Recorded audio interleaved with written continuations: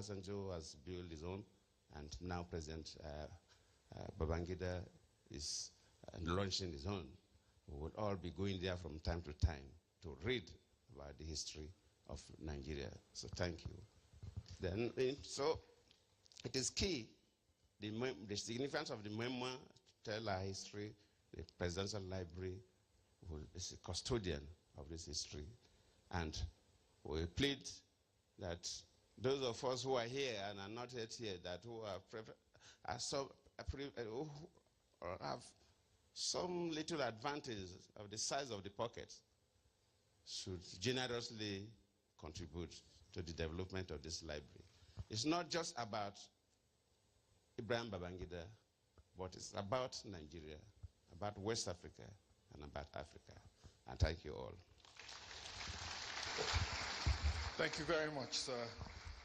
Dr. Goodluck Ebele Jonathan, GCFR, the junior boy, by his own admission, at Council of State meetings. Thank you, sir. Mr. President, Your Excellency, distinguished ladies and gentlemen, Kadaria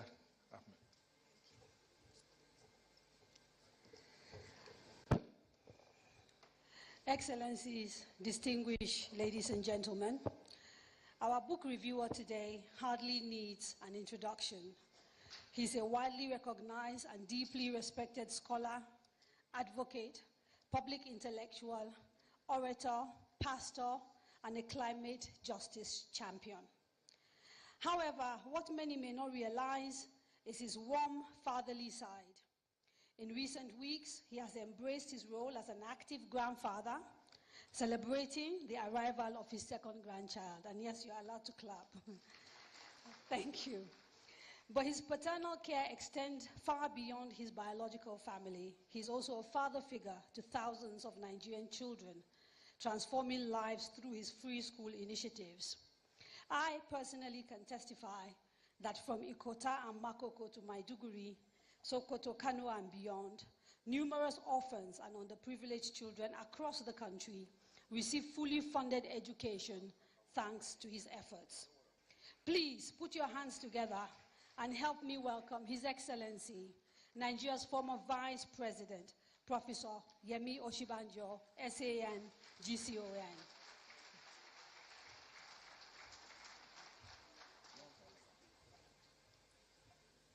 Thank you very much, Kadari. Mr. President, President of the Federal Republic of Nigeria, His Excellency President Bola Ahmed Tinubu, the chair of this occasion, former President Olusegun Obasanjo, I'm trying to locate him, former President Abdul Salam Abubakar, and her ladyship, Honorable Justice Fatih Abubakar, former President Goodluck Ebele Jonathan, former President of Sierra Leone, His Excellency Bai Koroma, the immediate past President of Ghana and our keynote speaker, His Excellency Nana Akufo-Addo, former Vice President Atiku Abubakar and former Vice President Namadi Sambo, the author and celebrant of this event, former President Ibrahim Badamasi Babangida, Your Excellencies, present and former governors, Your Royal Highnesses, traditional rulers, distinguished ladies and gentlemen, Babangida, A Journey in Service, is an important book. First, it is not just a story of the remarkable journey of former President Ibrahim Babangida from childhood to the highest levels of public service. It is the story or stories of a journey of a nation, our nation, Nigeria. It is the Nigerian story, complex, sometimes unpredictable, sometimes stranger than fiction, but always fascinating. Many of the key figures in this book and who shaped the history of our country are here with us today. And that tells another story all by itself. And that is something truly unique about Nigeria. Our ability to move beyond the past, no matter how bitter, and no matter how adversarial our past relationships may have been, and to still come together. So seated amongst us here today is General Yakubu Gowon, who became Nigeria's head of state at the age of 32 and led the country for 9 years. His government was overthrown in 1975 by a coup involving the then Brigadier Olusegun Obasanjo and the then Brigadier Theophilus Danjuma, and the author himself, I confirm, the then Lieutenant Colonel Babangida, who was then commander of the newly formed Armored Corps. Also involved in that coup were the then Lieutenant Colonels Muhammadu Buhari, Lieutenant Colonel Sani Bello, who is here also, and Lieutenant Colonel Sani Sami. Yet, here we are today with former President Obasanjo, General Danjuma, and of course the author himself present, not as adversaries of the author, but as witnesses to history, celebrating a fellow statesman.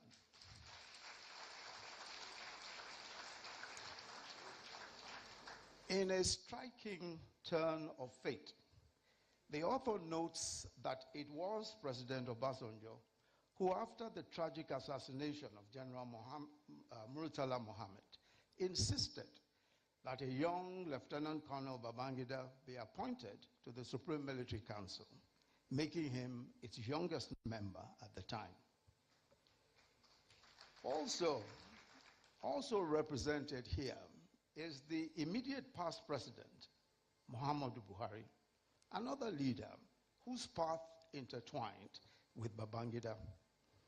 It was former President Babangida who played a key role in the coup that brought President Buhari to power in 1983, and later in another coup that removed him and brought Babangida himself into power. Yet today, President Buhari is represented at this occasion, celebrating the man who overthrew him and detained him for 3.5 years, his one-time old adversary, former President Babangida. And then, of course, there's a gentleman here who was an elected senator in 1992 in the course of Babangida's transition program.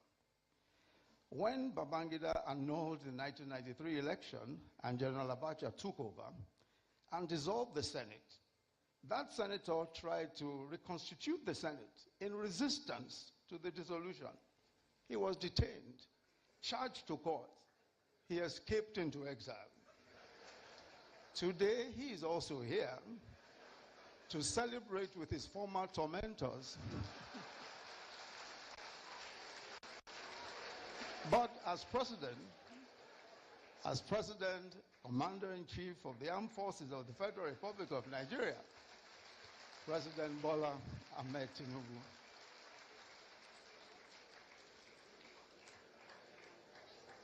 The third reason why this 420-page book is important is because it unveils one of the most enigmatic leaders that Nigeria has ever had. A man who some called Maradona, others described as the evil genius, bearing his mind, in his own words, in writing for the first time since he left office 32 years ago.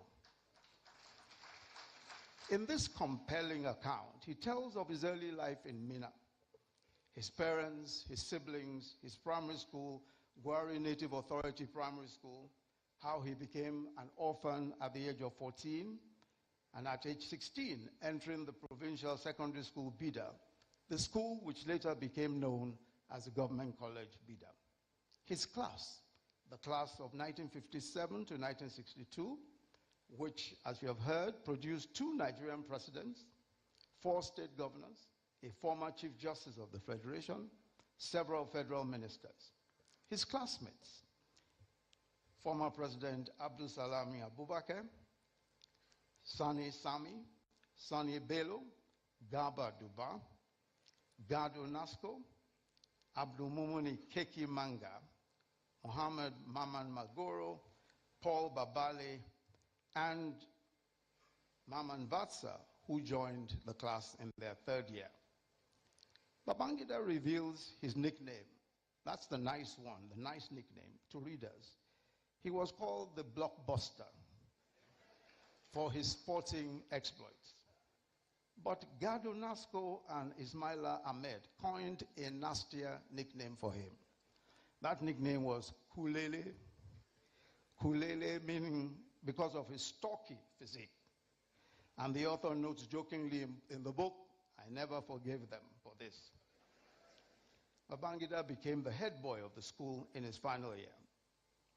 Then he tells the story of how he changed his name from birth, which was Ibrahim Badamasi, to Ibrahim Badamasi Babangida.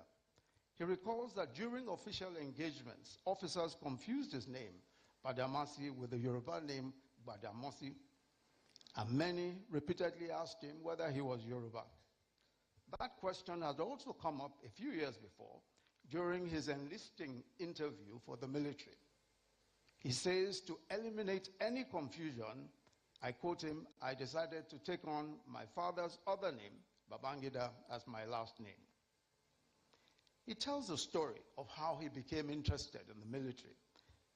A certain teacher, Pa Unimole, who as a 24-year-old had taken up a voluntary 3-month leave of absence from his teaching job at the King's College in 1930 to help set up and popularize science education in northern Nigeria, and who ended up spending his entire teaching career in the north.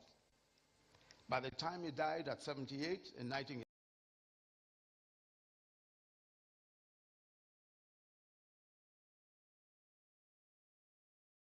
Pa Onimole had taught and mentioned several generations of students in northern Nigeria, including General Yakubu Gowon and the author. But more than just laying a sound science foundation, writes the author, Pa Onimole was the first to get many of us interested in a career in the military. Shortly after independence in 1960, Pa Onimole invited his former student, Captain Yakubu Gowon, to give us a career talk on the military. Captain Gowon, handsome and smart-looking, in his properly starched army officer's uniform, spoke to us brilliantly in his now familiar shrill voice on the benefits of military career. His career talk left a mark that stayed with most of us, and several of us joined the military. However, in a remarkable twist of fate, several years later, Yakubu Gowon became head of state. He was deposed in a coup in which the author participated, as we've heard. And while living in England, Yakubu Gowon was implicated unjustly, according to the author, by Dimka, who had led a failed coup. The Supreme Military Council then decided to strip General Yakubu Gowon of his rank as a 4-star general and dismissed him from the army. The author writes, and I quote him, although I was a member of the Supreme Military Council that made that painful decision on General Gowon, I am happy that as president, I restored his benefits and full ranks in 1986 as a distinguished general of the Nigerian Army. End of quote. The author also tells the story of his combat experience during the Civil War. His favorite commanders were General Wushishi and General Danjuma. The most unfortunate aspect of the war experience for him was that it brought him into combat confrontation with some officers from the Biafran side, with whom he had trained as a cadet, who now had to fight on the Biafran side. Interestingly, a good number of them who survived remained his friends after the war and long afterwards. But perhaps the most unforgettable experience of the Civil War for him was the injury that nearly killed him. In the course of a firefight in Uzuakoli, Umahia, he was hit by shrapnel that eventually was lodged in his chest. And he tells of how he was evacuated to the Lagos University Teaching Hospital, Idiaraba, And while he was in hospital recovering from his injuries, on Saturday, April 19, 1969, he watched on television in the common room of the hospital as the then head of state and commander-in-chief, General Yakubu Gowon, married his beautiful black beauty, the then Victoria Zachary. There and then, he made up his mind to get married. And he already knew who he wanted to marry. And he went looking for her as soon as he left the hospital. She was also a black beauty, the then Maria Okogo. He met her through his childhood friend and her cousin, Garba Duba, and she lived with her uncle, Garba Duba's father. When he proposed to her, she turned him down because of his reputation as a playboy. But she later agreed after her uncle put a word in for him, and she became Mariam Babangida. The author devotes a whole chapter to her remarkable life and times as a devoted wife, mother of his children, generous hostess, and the First Lady of Nigeria, who redefined the office of First Lady and went on to engage in some of the most consequential social investment programs of that period, including the Better Life for Rural Women program. The author also gives his own account of his much talked about dramatic encounter with Dimka, the leader of the coup that led to the assassination of the then head of state, General Murtala Mohammed. He recalls that Dimka was holed up at the broadcasting station immediately after the assassination of the then head of state, General Murtala Mohammed. The author relates how, not knowing that there had been a coup attempt, he arrived for a meeting with General Akinriyade at the army headquarters. And as he sauntered into the top floor of the building, the general shouted at him, "Ibrahim, where the hell have you been? We've been looking for you. You must now go and see TY immediately." Convinced I was being sought after, and I'm quoting him now, because of our ongoing meeting on the Army's reorganization, I looked at my wristwatch and told the general, I'm still on time. It's not even 9 a.m. yet. General Akinriyade shouted back at me, "Who's talking of a meeting? Haven't you heard what has happened? The head of state has just been assassinated. And Major Dimka has made a broadcast claiming to have taken over." He then went to General Danjuma's office, and the author writes that General Danjuma's instructions to me when I met with him were unambiguous. Go to the radio house and flush Dimka out of that place immediately. When he got to the Nigerian Broadcasting Corporation radio house at Ikoyi in an armored column, we noticed that Dimka's men surrounded the place, primarily young officers who were part of the plot, including his ADC, Second Lieutenant Samuel Gaba.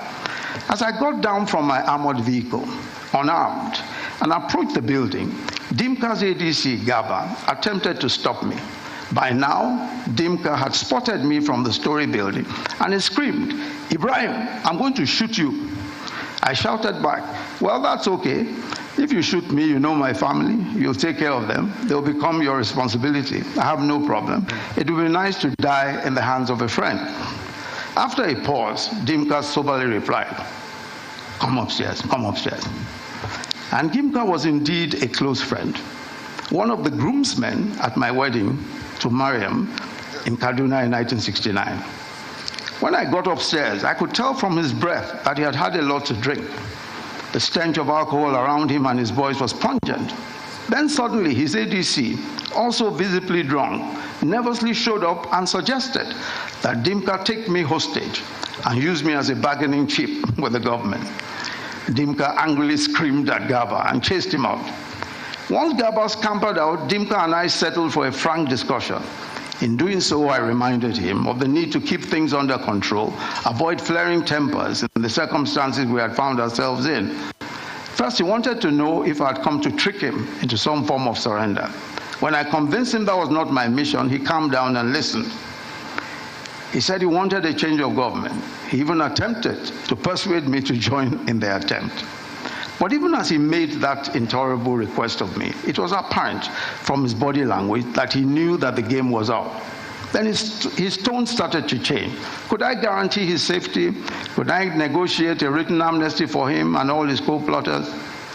Again, as I had done earlier, I pleaded with him to give himself up and avoid any form of conflagration that could kill civilians and soldiers.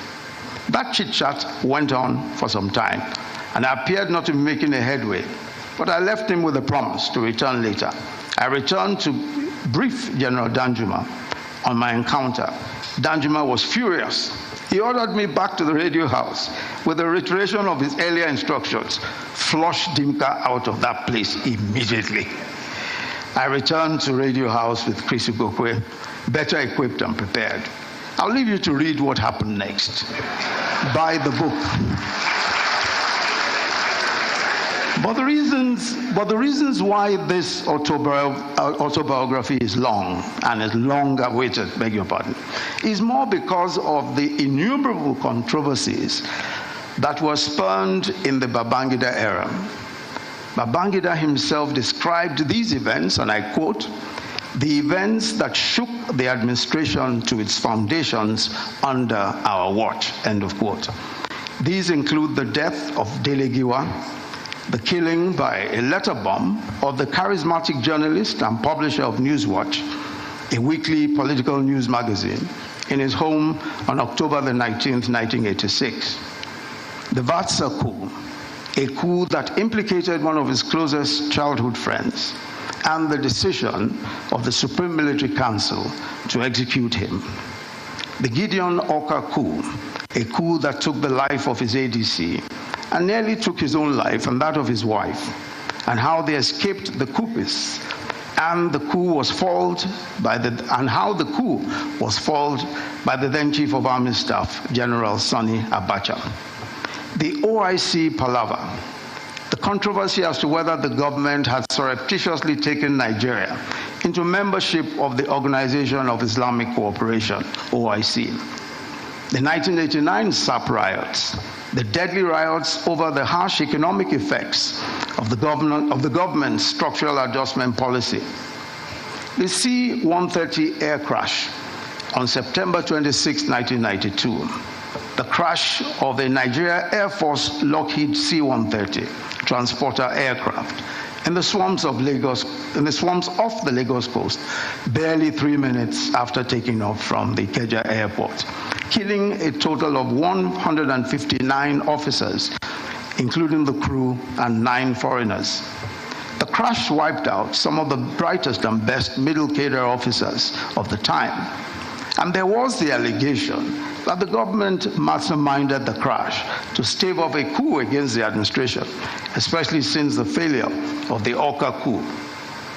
Then there is a full chapter devoted to the transition to military rule and the June 12 saga.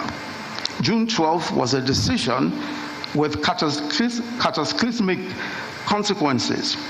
It was the annulment of what had been said to be the freest and fairest elections in Nigeria's history. The annulment led to a military interregnum that was considered one of the most vicious in Nigeria's history. The eventual death of the acclaimed winner of the election and his wife. The author deals with all these issues, and for the first time answers these questions fully. For example, he tells us for the first time who annulled the June 12th election. Of course, I will not disclose that to you. You would have to buy the book to find out. He puts the facts out there. He gives his own reasons for the actions that he took, and he admits where he believes he was wrong. He also answers the question whether Abiola actually won the June 12th elections. And I quote him, "Although I am on record to have stated after the elections that Abiola may not have won the elections, upon deeper reflection and a closer examination of all available facts, particularly the detailed election results, which are published as an appendix to this book, there was no doubt that MKO Abiola won the June 12th elections. Upon closer examination of the original collated figures from the 110 polling booths nationwide, it was clear that he satisfied the two main constitutional requirements for winning the presidential elections, mainly majority votes and geographical spread. Having obtained 8,128,720 votes against TOFA's 5,848,247 votes, and securing the mandatory 1/3 of the votes cast in 28 states of the Federation, including Abuja. I am gratified that the Buhari administration finally recognized him as a former head of state of Nigeria. End of quote. He concludes in the book, and I quote him, "Looking back now, the June 12th saga was undeniably the most challenging moment of my life, and in certain respects, one of the most painful." And he went on to admit, "If I had to do it all over again, I will do it differently." End of quote. I'll certainly not go into all the details of what he said on these issues, otherwise there'll be no point. You're buying the book. I urge you to read the book and then make up your own mind whether you agree or disagree. I'm glad that he has laid several years of controversy to rest by speaking his own truth. Let me conclude, Mr. Chairman, by saying that by any standards, Babangida's Journey of Service is an extraordinary book. It's a collection of stories from a life deeply intertwined with Nigeria's contemporary history, told with remarkable wit, insight, and a vivid sense of place. Babangida's storytelling ability is undeniable. He draws the reader into each moment, making history feel immediate and alive. His prose flows effortlessly from one era to another, from one pivotal event to the next, in a way that is both engaging and easy to read. He's generous in his praise of others, acknowledging the contributions of many along the way. Yet despite the richness of his narrative, this book, of course, will not silence the debates or end the controversies surrounding his years in power, especially the final chapter of his leadership. The questions will persist. Criticisms will probably continue. But that has always been the nature of Babangida, of the Babangida phenomenon. He remains, as ever, a force of history. This is a book that we must all read, Babangida in his own words. Thank you very much for listening.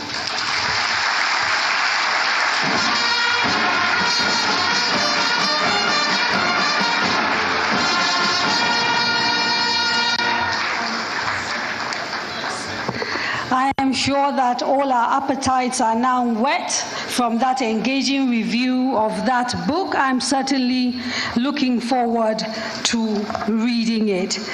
Distinguished ladies and gentlemen, the person who is responsible for the design of the IBB Library and Events Center is His Excellency, the former Vice President, Federal Republic of Nigeria, Architect Nnamdi Sambo, GCON, who is here with us today. Excellency, welcome.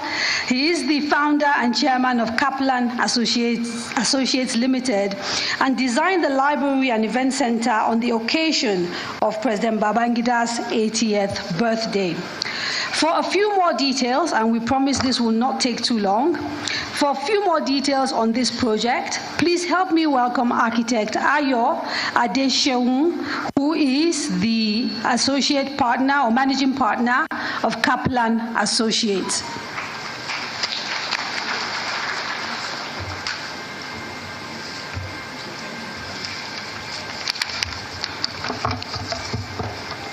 Mr. President, Your Excellency, sirs, distinguished guests, ladies and gentlemen, please permit us to stand on the existing protocol. With the approval of our founder and chairman, Architect Mohammed Nnamdi Sambo, GCON, former Vice President of the Federal Republic of Nigeria, we at KAFTAN Associates Limited are here to present our proposal on the IBB Presidential Library to be located in Minna, Niger State. We are highly honored to be given this singular opportunity to be the consultant to this very historic project. The library, dedicated to the works and ideals of President Babangida, is proposed to be a virtual center of history, information, knowledge, and thoughts so as to preserve tomorrow. We have prepared a presentation video to show the preliminary architectural design proposal, and we invite you to watch the presentation. Thank you, Your Excellencies. The presentation, please. Welcome to the presentation of the proposed IBB Presidential Library, Niger State, Nigeria. A visionary project designed to preserve history, knowledge, and thought for generations to come. At the helm of this monumental initiative is Copeland Associates Limited, a distinguished firm of indigenous professionals, of architects, engineers, and planners. Established since 1983 by architect Mohammed Namadi Sambo, GCON, former Vice President of the Federal Republic of Nigeria. With expertise spanning architecture, engineering design, urban renewal, and project management, Copeland Associates is honored to serve as the consultant for this historic endeavor. This project stands as a landmark initiative in Minna, Niger State, Nigeria. The IBB Presidential Library, Minna, Niger State, Nigeria, is dedicated to the life, work, and ideals of President Ibrahim Badamasi Babangida. The library draws inspiration from his book, A Journey in Service. This project is envisioned as a vital center of history, information, knowledge, and thought to preserve tomorrow. The vision and objectives. The IBB Presidential Library is not just a repository of books. It is a hub of information, knowledge, and thought designed to safeguard history while inspiring future generations. The objectives of this proposal is to create a sustainable and aesthetically pleasing complex that fosters national unity through historical materials, research, and cultural engagement. The design concept. The library complex is meticulously planned to include key facilities that caters to a wide range of scholarly, cultural, and administrative needs. Among these are a library and artifact center, housing administrative offices, a public library, and an archival hub to preserve historical documents and artistic collections. Museums dedicated to documenting two pivotal eras, the transition from colonial rule to independence and the subsequent journey through the Nigerian Civil War.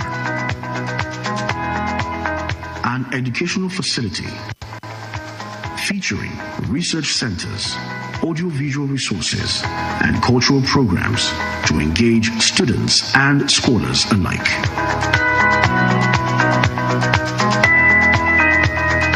An exhibition gallery showcasing historical materials, artworks, and national heritage. A conference and banquet hall designed to accommodate between 750 to 1,000 guests for various events and functions. A memorial plaza honoring the legacy of former First Lady, Her Excellency, Mrs. Mariam Babangida, with dedicated spaces for reflection and remembrance. Beyond its academic and historical significance, the complex extends its impact through Better Life for Women Center, offering vocational training programs to support skill development and economic independence. A digital space hub, providing a 21st century workspace experience equipped with modern technology. Residential accommodations, including a 100-key hotel, a presidential lounge for visiting dignitaries, and staff housing for intermediate and junior personnel. The site and master plan. The chosen site spans approximately 5.81 hectares along IBB Road in Minna, Niger State, Nigeria. A well-structured layout ensures seamless accessibility with a direct inlet road leading to the Presidential Library building. The Memorial Plaza is positioned to the left, while the Conference Hall, Better Life for Women Center, and residential accommodations are situated to the right. Architectural and structural overview. The library and museum building. The proposed structure will stand at 4 floors. The ground floor features a spacious foyer with vertical circulation points via lifts and staircases. It houses a 350-seater auditorium, a museum, offices, a gift shop, a VIP lounge, a seminar room, and visitor conveniences. The first floor includes additional seminar rooms, a second museum space, and a large exhibition area. The second floor is home to the public library and the digital space hub, creating an environment for research and modern learning. The third floor accommodates an archival hub alongside offices for research, education, and cultural programs. The fourth floor hosts administrative offices, meeting rooms, a boardroom, and the Director General's office.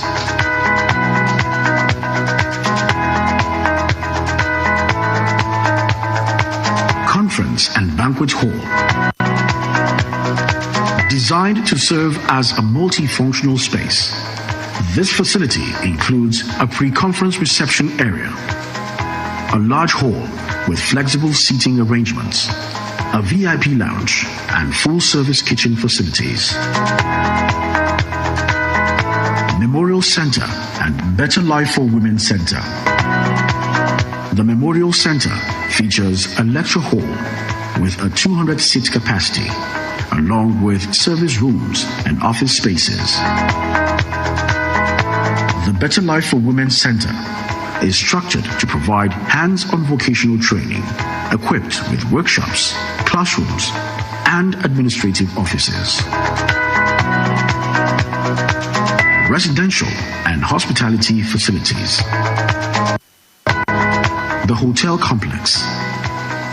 A vital component of the project, the hotel will feature 56 standard rooms, 32 deluxe rooms, 11 executive suites, and 1 presidential suite. Amenities will include a grand reception area, lounges, a business center, a gymnasium, bars, restrooms, and a kitchen, ensuring comfort and functionality for guests. Revenue generated from the hotel will support the maintenance of the entire complex. The presidential residence. This luxury duplex will accommodate lounges, dining areas, a mini banquet hall, kitchen and storage facilities, and ensuite bedrooms, providing an elegant space for official functions and visiting dignitaries. Intermediate and junior staff housing.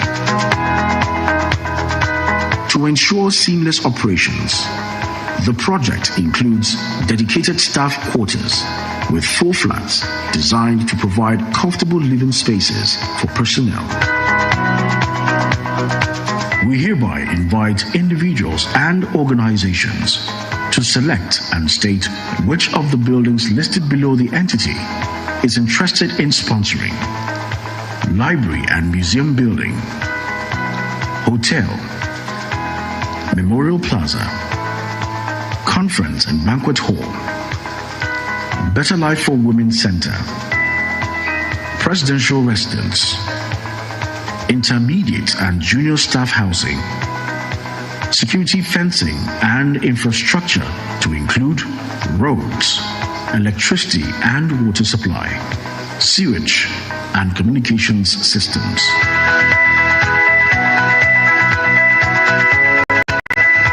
A legacy for the future. The IBB Presidential Library is more than a structure. It is a symbol of knowledge, a guardian of history, and a gateway to the future. Through its comprehensive design, it stands as a beacon of learning, reflection, and national pride. Thank you.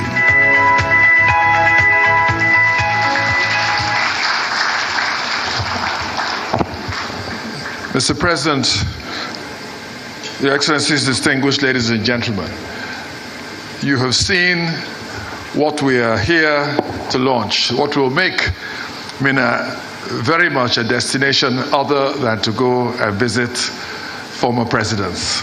The people of Niger State are very lucky, and you are going to ensure that we can build this marvelous presidential library.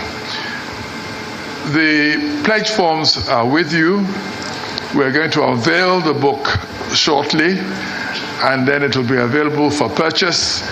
Everything from the pledge forms that is going towards the building of the library. Everything. And former President Ibrahim Babangida has said that he would like to acknowledge everyone who fills out a pledge form. So please, we cannot have everyone come on this occasion with Mr. President seated. So it's just going to be a very few notable people that will come up here to do the unveil. May I now invite the chairman of BUA Group, Abdul Samad Rabiu, to please come up.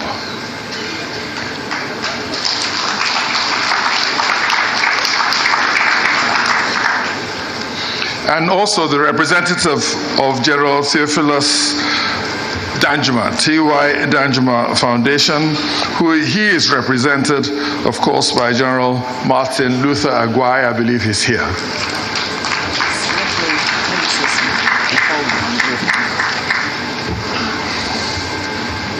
Thank you, sir.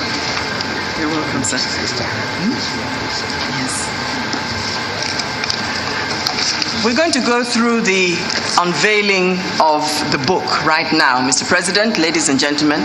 But I just want to say one or two things, because everyone wants to be a success and have its strengths. But some might say that success is relative. For the amazing scientist, Albert Einstein, his perspective was very simple. He said, try not to become a success, but rather a man of value. And standing before you, Excellencies, ladies and gentlemen, is a man who has achieved both. He's the founder of ASR Africa Initiative, and executive chairman, and he has pledged to support ongoing efforts by various governments to bridge the development divide across Africa. Please welcome, as we unveil the book. No, speeches. Let me do my speech first. Oh, you have a speech? You want to make it now, sir? Yeah, I want to do fundraising. That's fine, sir. Thank you.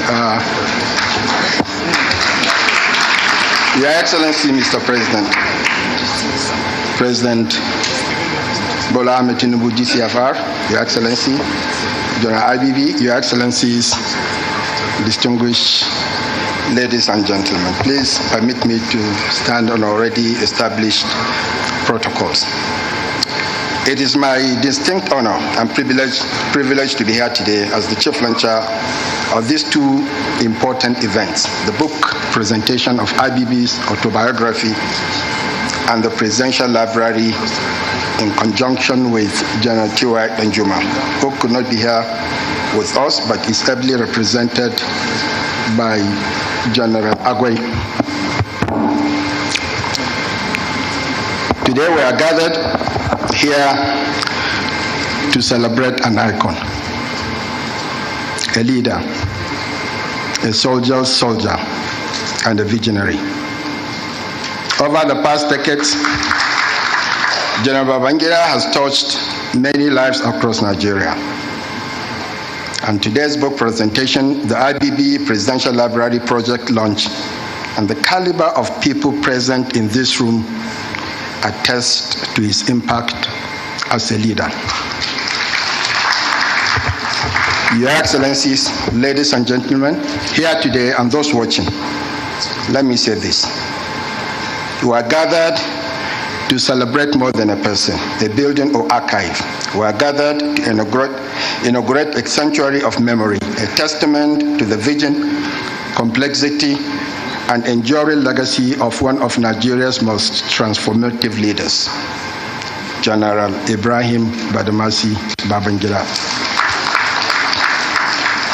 The Presidential Library and the unveiling of Ibb's records are not just milestones for history.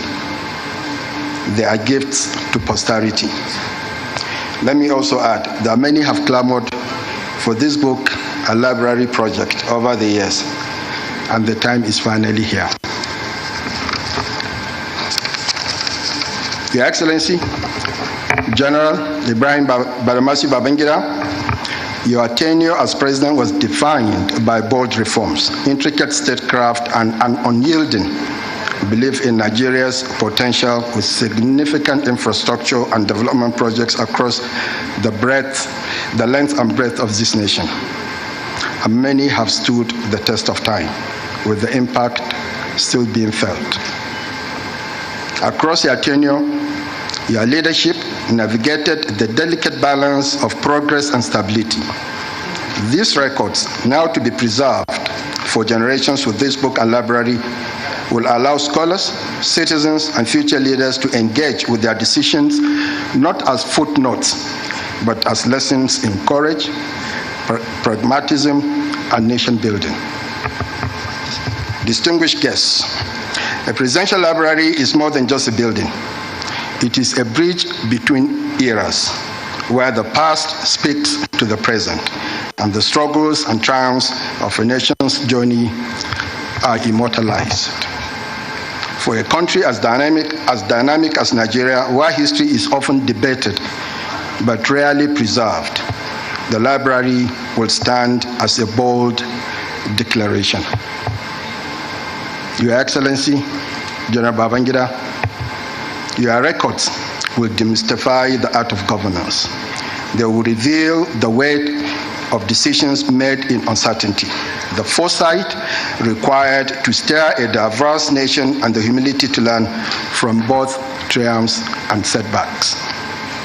In an age where leadership is too often reduced to sound bites, General Babangida's book and Presidential Library will remind us that true statesmanship demands depth, reflection, and accountability. As a businessman, I'm aware that progress hinges on understanding the past. At BUA, we build industries, but nations are built on ideas, ideals, and institutional memory. The library will serve as a compass, guiding policymakers, inspiring innovators, and reconnecting Nigerians with the intellectual rigor that shaped our national identity. Let me also acknowledge the profound symbolism of this book. By entrusting your records to the public, you invite scrutiny and scholarship. You affirm that leadership is not only about myth-making, but also about transparency. This act alone cements your legacy as a leader who believes in the wisdom of the people and power of truth.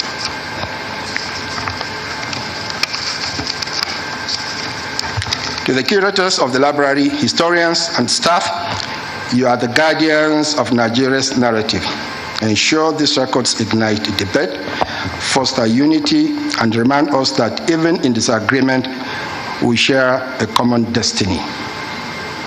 Your Excellency, General, let me borrow your own words, and I quote, "Leadership is the courage to plant trees under whose shade you may never sit," unquote. The library is one such tree. May it grow deep roots, shelter generations, and stand as a timeless tribute to your service. To this end, I'm pleased to share that General Njuma and I had a meeting with him last week, we will fully support the construction of this library, a monument to our history as a nation. However, before I dive into my donation and encourage others to pledge, I want to emphasize that our goal today is to raise enough money, enough funds to bring this library to life. So far, as we have seen, designs have been approved and a contractor is about to be appointed. So this library and the event center are on track to be completed on schedule. I also want to use this opportunity to kindly ask our wonderful donors to please consider redeeming their pledges very soon. This will allow us to properly acknowledge your generosity and begin construction in earnest. General Njuma and I will be redeeming ours immediately. That's the promise. Let me once again thank General Ibrahim Badamasi Babangida for finding General Danjuma and I worthy to be the chief launchers of these great events. Thank you, General, for the honor.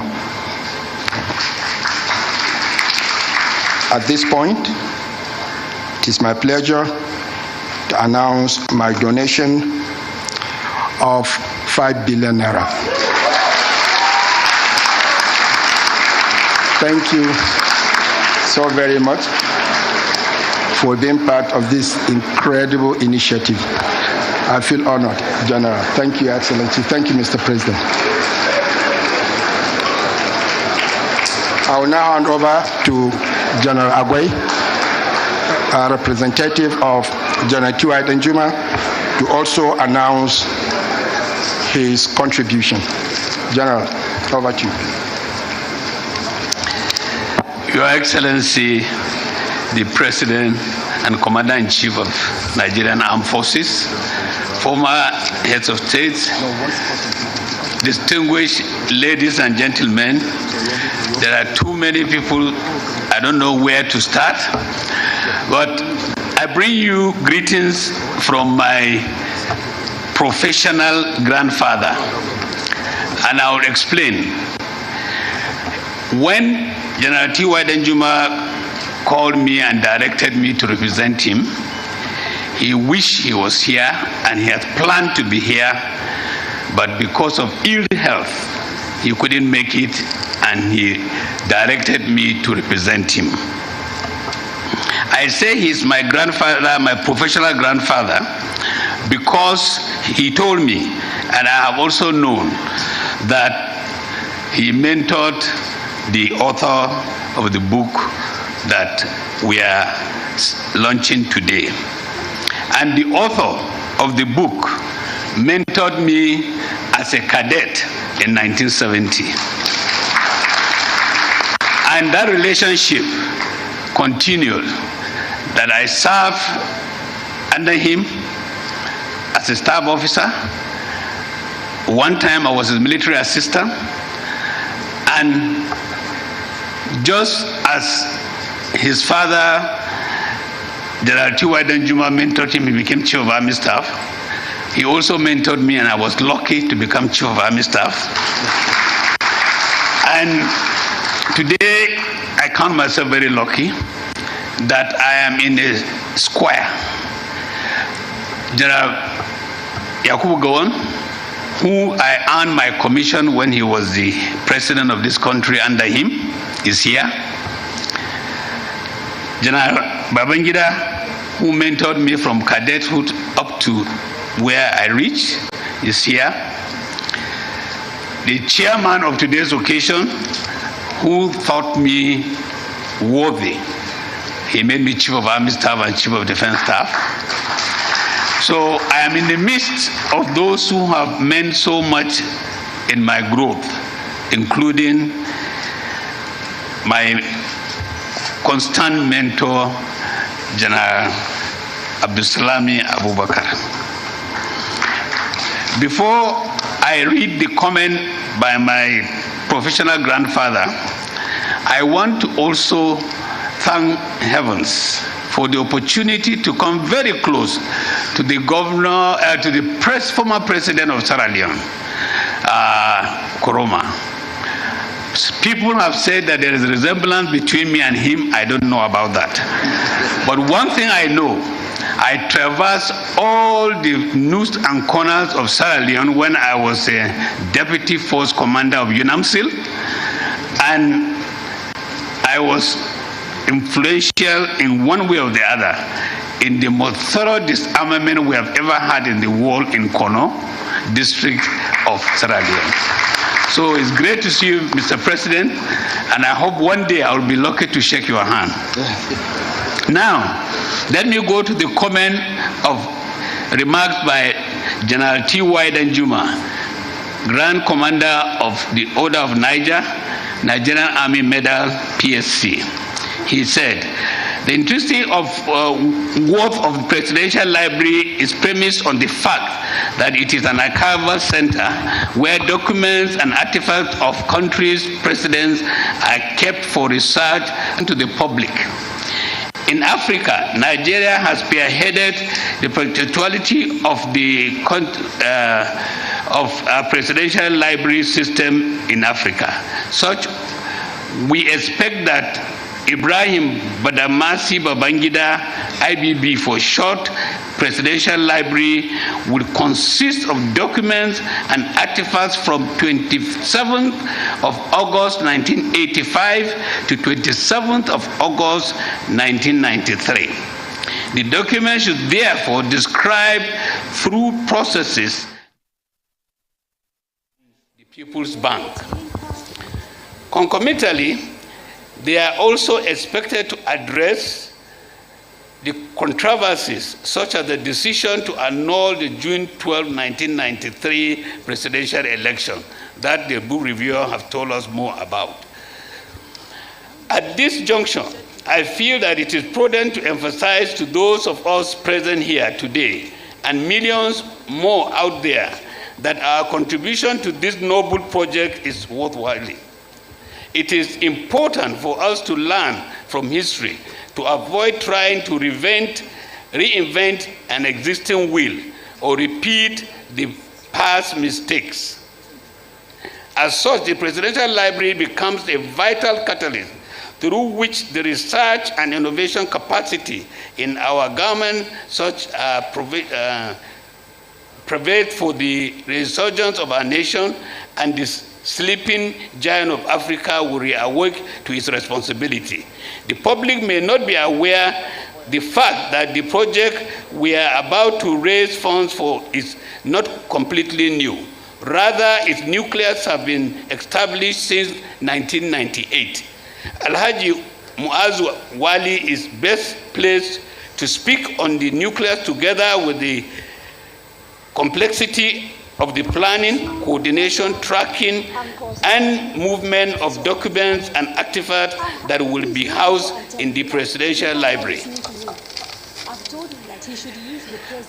Having said this, it is noteworthy in view of this, as this event today is a double-barrel event. You can either put your safety catch in fire. Biography of the former president and commander-in-chief, General Ibrahim Badamasi Babangida, Grand Commander of the Order of the Federal Republic, Nigerian Army Medal MNI, a journey in service for yourselves, friends, organization, and institution, or you concentrate your donation or donations to the IBB Presidential Library. Alternatively, you could fire a double shot by purchasing the autobiography and contributing handsomely to the library project. As for myself, that is General T.Y. Danjuma, not me, I will switch to automatic and fire a double shot because we served in the military together with IBB, where he showed strength, courage, and stood firm in the faith of the unity and greatness of this country. He has remained one of my confidants both in and out of military service. Above all, he was completely loyal to me as his Chief of Army Staff. I therefore launched the book A Journey in Service, where I would want 10 copies and to donate with my junior brother, not me, General again, to the IBB Presidential Library. He is pledging to donate 3 billion naira. Mr. President, Your Excellencies, distinguished ladies and gentlemen, we're going to keep the rest of the launches to 5 minutes. Please assist me to do that. A person who has given great support to the project from the start is none other than Mrs. Florenshaw Alak. And then I will invite, and I would like them to come up now, most distinguished Senator Ahmed Wadada, representing the Senate President, and I believe the Right Honorable Speaker of the House of Representatives, Tajuddin Abbas, is here, and he will please come also on stage. Speeches will attack 5 billion naira upwards from now.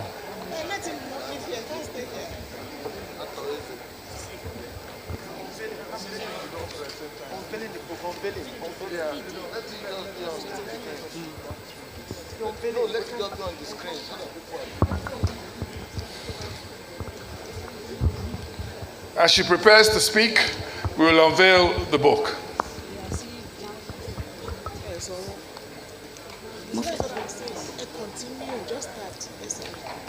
Please Your go ahead, Excellency, President Bola Ahmed Tinubu, all past presidents and vice presidents,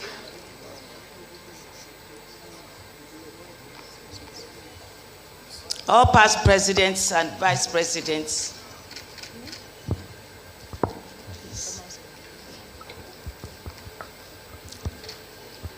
ladies and gentlemen, Your Excellency, General Babangida, retired, GCFR, former military governor, president of the Federal Republic of Nigeria,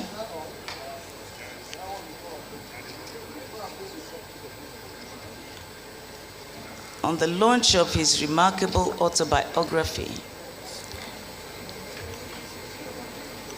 This literary work stands as a testament to a life dedicated to public service, first as an officer and a president. It not only chronicles your achievements, but also professes your humanity that is not immune to making mistakes, and that is highly commendable. May this book inspire dialogue, understanding, and a deeper appreciation of not just your journey, but our nation's journey. I also seize this opportunity to congratulate you on your building of a presidential library as part of your legacy to Nigerians, Nigeria, Africa, and the rest of the world. God bless you, sir. May He elongate your life, and God bless Nigeria. Thank you very much, Mrs. Faranshaw Alakija. May I quickly invite the most distinguished Senator Ahmed Wadada to come on stage, representing the most distinguished Senator Godswill Akpabio, Senate President. The Right Honorable Speaker of the House,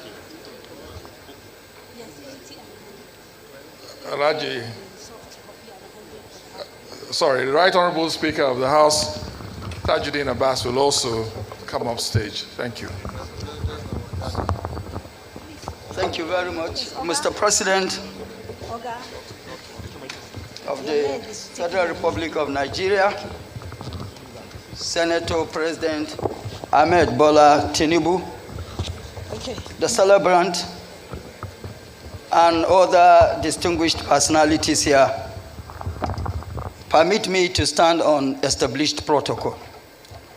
I stand here to announce the donations or contributions of the Senate President and the Deputy Senate President. And of course, for my own self too. For my own self, not because I'm a senator,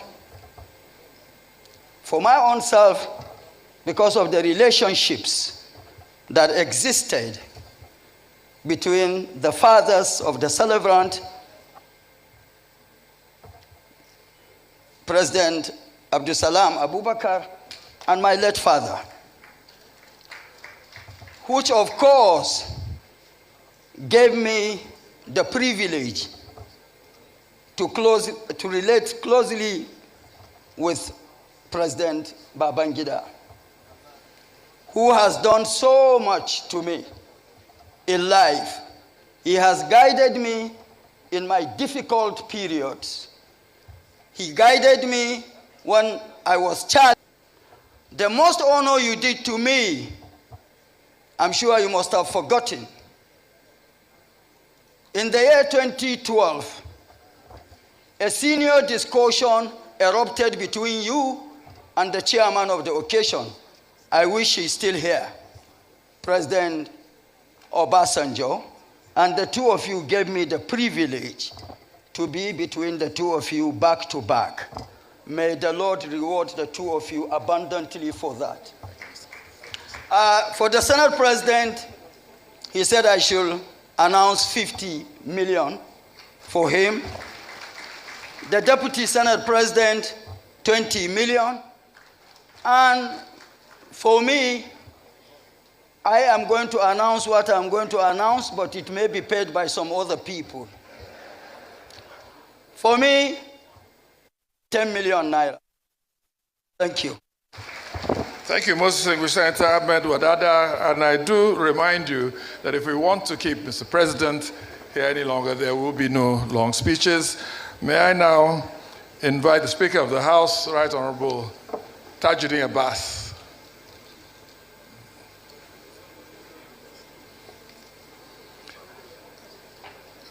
And while we wait for him, may I ask the Chairman of the Governors Forum, Abdurrahman Abdurazak, to please come up.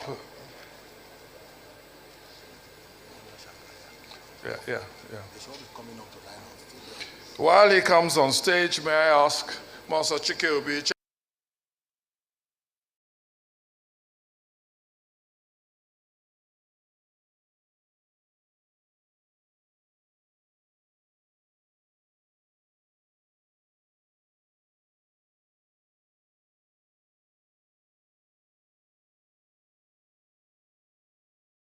to, as we know him, IBB for this book launch. It's a bold move indeed. Now, on behalf of the Nigerian Governors Forum, all our members, we're going to make a handsome donation, which I will not announce, but you'll get your alert in the month of March. Thank you very much.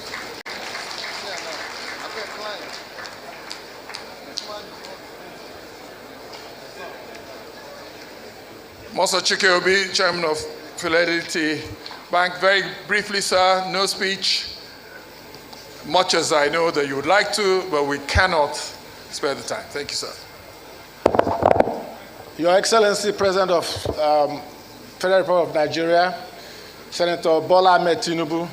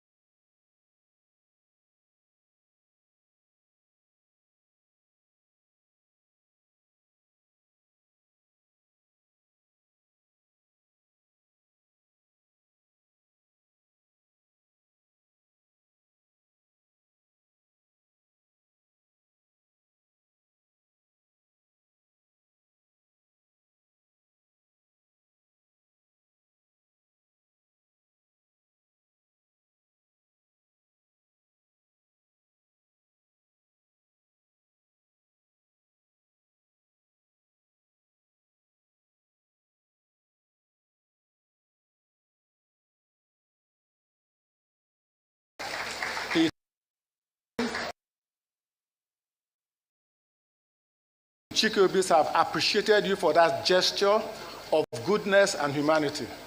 And so I, as a person, trying to figure out what a 504 will cost today, will pledge 100 million personally to your library. Thank you. Thank you very much, the Chairman of Fidelity Bank, Monzo Chikobi. Could I invite Alhaji Aliko Dangote to please come on stage, Movia, Tony Elumelu. These are all gentlemen you're all familiar with. We need to ask them to come up very quickly one by one. And before, as Aliko Dangote is coming on stage, Kadari Ahmed, please. Yeah, it's really important that we announce Mrs. Alakija has already paid her donation. She didn't wait for this event. She already gave us money well ahead of time. Please get ready to come up soon. Thank you. Your Excellency, Mr. President, President Bola Ahmed Tinubu, our leader, former President Ibrahim Babangida, the boss, former head of state, General Yakubu Gowon, other heads of states that are here, former President of Ghana, former President of Sierra Leone, our former Vice Presidents, the families of General Babangida, whom I'm part of. Your Excellency, I would like to stand right here and thank you so much for what you did for Nigeria. A lot of people, they actually don't know, they are not aware. You are the one that established the private sector in Nigeria. Anybody in private sector today that is somebody was actually created by you. Reason why you gave us licenses, I remember that we used to struggle to go and get licenses through Indians. Your Excellency, in 1986, you abolished the requirement of import licenses, and that is why we grew to the highest level. I remember one day, you gave almost 30 of us banking licenses. You also took 5 Nigerians and asked them to go and pay 1 million naira each for block of oil, oil blocks. Your Excellency, I can continue to count on and on for that singular act that you did. That is why Nigeria has more private sector than the entire African continent. It is only in Nigeria where actually government contribution to GDP is only 15%. The rest is coming from the private sector. So I want to thank you, and I'm sure future leaders will continue to do so, because you are one leader that realized right from the beginning that you cannot clap with one hand. And that's why you took government on this side and private sector on this side and you clap. So, Your Excellency, I know that this project is going to, with what I have seen, is going to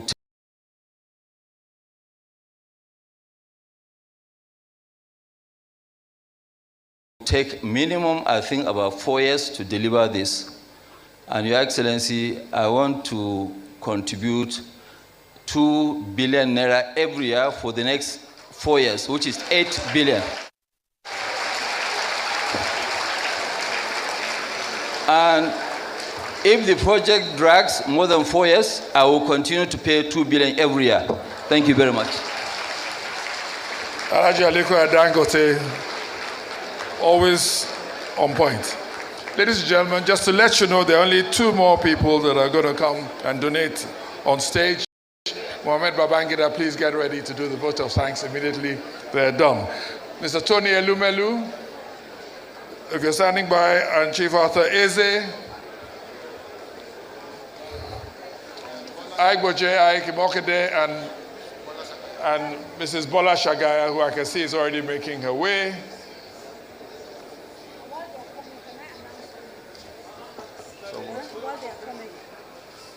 While we wait for them to make their presence on stage, can I please ask Senator Sani Musa 313 to stand up? He has kindly donated 250 million, so we can acknowledge him. Thank you so much, distinguished Senator. Mrs. Bola Shagaya, if you're ready. I don't see the others, and we will not be waiting. Mrs. Bola Shagaya, please. Mr. Tony Elumelu, I was told you were here. If you're present, can you please come up?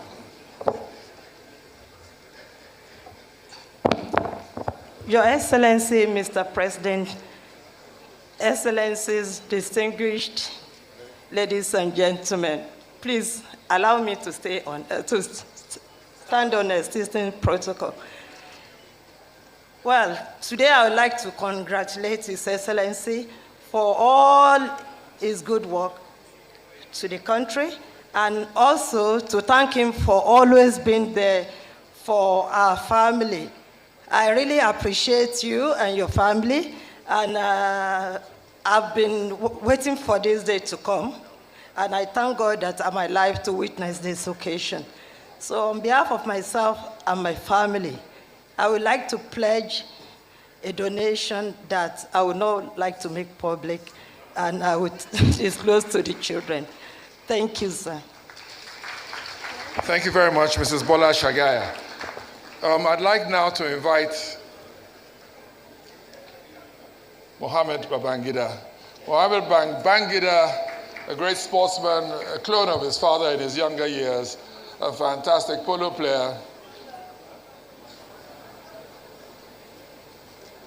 and currently almost the only ADC that his father has all the time with him. Mohamed Babangida. Thank you. A'udhu billahi minash shaitanir rajim. Bismillahir rahmanir rahim.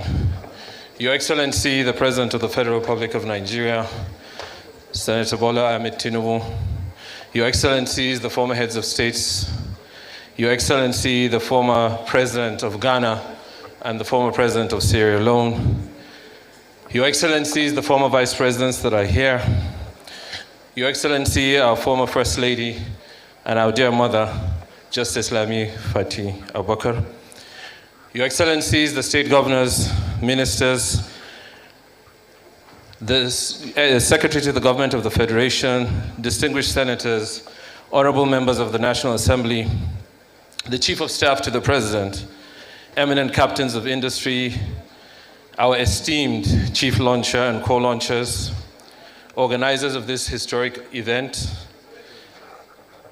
our book reviewer, Professor Yemi Osinbajo, SAN, former Vice President, and of course our national heroes, all decked out in their uniforms, our royal fathers, family, friends, well-wishers, distinguished guests, ladies and gentlemen. First and above all, we give thanks and glory to the Almighty God for making this day possible. His grace has brought us together to celebrate a statesman at a defining moment of our national history. I stand before you today on behalf of the family of General Babangida, deeply honored and profoundly grateful to express our appreciation on this special occasion, the launch of A Journey in Service, an autobiography that offers an insightful reflection on the life, vision, and enduring contributions to a patriot and a national icon. We begin by expressing our deepest gratitude to His Excellency, the President of the Federal Republic of Nigeria, Senator Bola Ahmed Tinubu, for honoring this occasion with your presence. Your commitment to national development and your support for initiatives that preserve history and inspire future generations are truly commendable. A special appreciation goes to the distinguished chairman, former President Olusegun Obasanjo, for presiding over this historic occasion. Your contributions to national growth continue to shape our collective progress. We're equally grateful to Your Excellency, the former President of Ghana, Nana Akufo-Addo, for delivering today's keynote address. Your words have reinforced the bonds between our nations and underscored the importance of visionary service in shaping Africa's future. To the former heads of states and former vice presidents, your presence is a statement to brotherhood in governance and nation building. Your continued insights remain invaluable. Our heartfelt appreciation goes to all the distinguished guests who have come to support this cause. Your presence and generosity in advancing the Presidential Library fundraising demonstrates a collective commitment in preserving history and fostering intellectual growth. We extend our gratitude to our royal fathers. Your wisdom and influence continues to uphold the values and the tradition of unity of our great nation. To our chief launcher, the chairman of the BUA Group, Alhaji Abdulsamad Isiaka Rabiu, and our esteemed co-launchers, we deeply appreciate your generosity. Your contributions go beyond financial support. They symbolize a shared belief in honoring service and preserving history for future generations. I'd like to also thank the Governors Forum. I'd like to thank all those who have contributed immensely. And I'd also like to call out Professor Yemi Osinbajo, SAN, former Vice President of Nigeria. We express our sincere gratitude for your insightful review of this remarkable work. Your thoughtful analysis has deepened our understanding of its significance, making this occasion even more impactful. Thank you very much, sir. I would also like to acknowledge the family and close associates of General Ibrahim Badamasi Babangida, whose unwavering support, patience, and sacrifices have been instrumental throughout his years of service.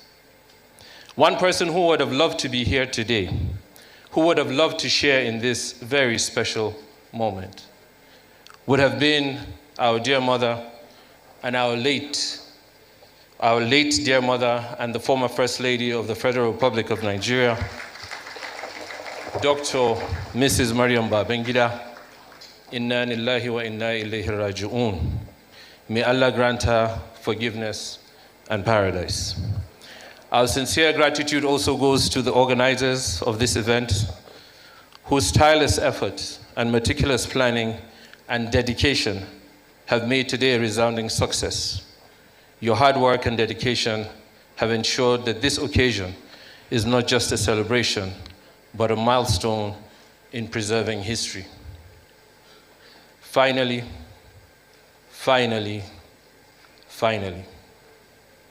to our dear father,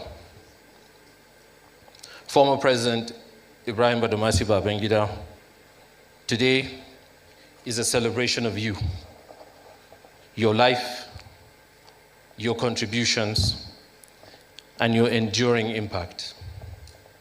This book is a window into your sacrifices, your triumphs, and your unwavering belief in Nigeria. On behalf of all those gathered here, we say thank you. Thank you for your dedication. Thank you for your vision and profound influence over our dear nation.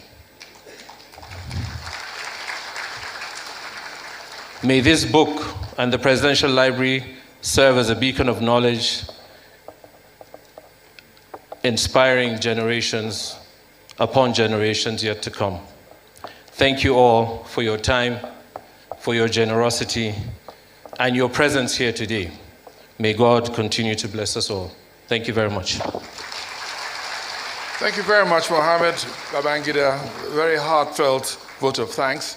As we now prepare for our former president to come and make his statement, a very brief intervention from Chief Arthur Eze to come and make a donation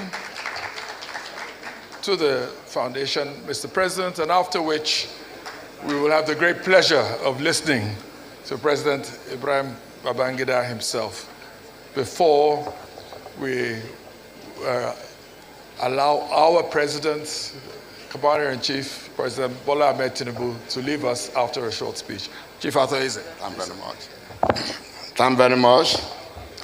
The President, Commander-in-Chief, Senator Tinubu, my brother, my good friend, General Babangida.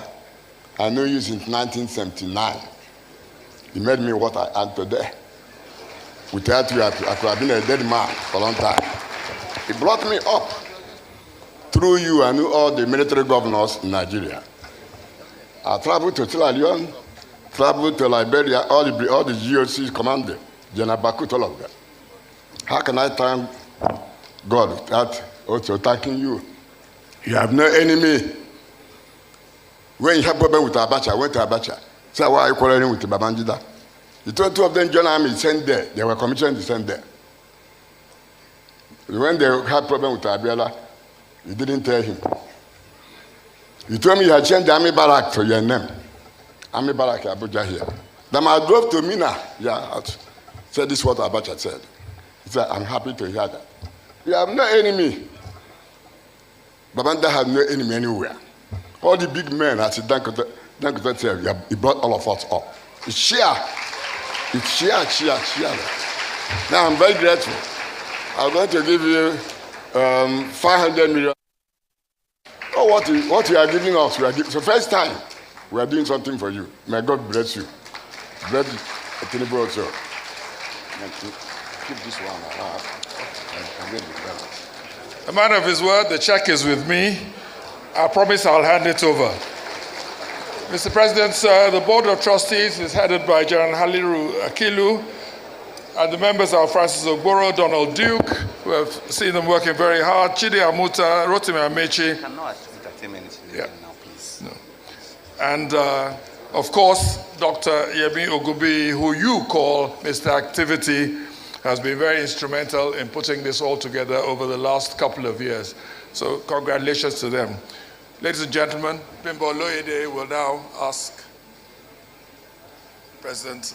Thank you very much. Thank you very much, Yinka. Just a couple of pledges here. From the Jallo family, 5 million naira. And thank you very much. And from Muniru and I, also 5 million naira. Thank you very much, gentlemen. Mr. President, Your Excellencies, very distinguished guests, ladies and gentlemen, it is said that a picture is worth 1,000 words. You know, in a few days' time, someone is going to open a glossy photograph album and look at the photographs of this event. Maybe somebody else will pick up their device, access YouTube, and then they'll see coverage of this event. And I wonder, what will they see? They will see irrefutable evidence that on February 20th, 2025, Nigeria's president, a former Ghanaian president, a former Sierra Leonean president, former Nigerian presidents, former vice presidents, one of whom rendered a masterful review of the latest book in town, they all graced this auditorium. They will see that Nigeria's political elite were here. They will see that traditional rulers left their domains to participate in today's proceedings. They will see that captains of industry, media moguls, and thought leaders unanimously decided that this story would not be told without them. Well, we thank God that the celebrant is here personally. He's here to thank you for your support. He is here to keep a date with history and posterity. He is here, ladies and gentlemen, for you. Mr. President, Your Excellencies, very distinguished guests, ladies and gentlemen, please welcome a soldier, a colleague, a mentor, a friend, a strategist, an elder statesman, a husband, a father, a grandfather, a former president of the Federal Republic of Nigeria, and now the author of A Journey in Service, General Ibrahim Babangida, GCFR.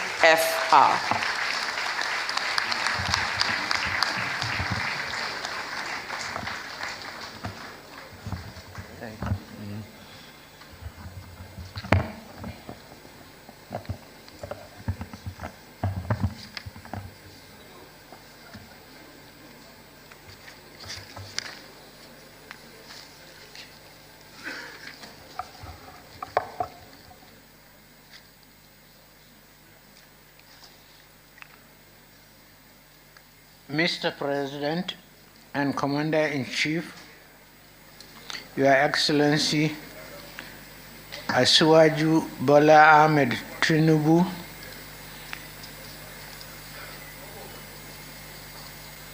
the Asiwaju of the universe, and the Jagaba of Niger State. I wouldn't say Bargu alone.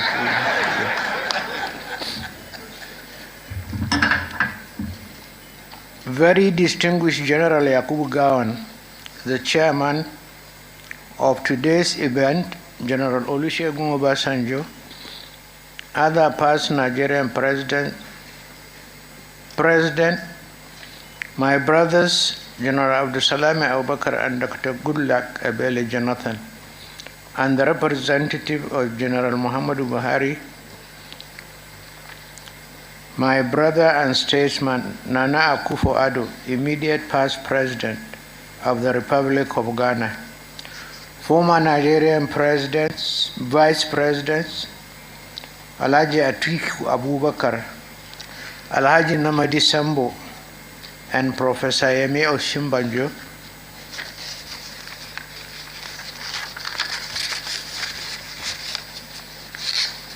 senators and House of Representatives members present, state governors present and past, our royal fathers present, honorable ministers.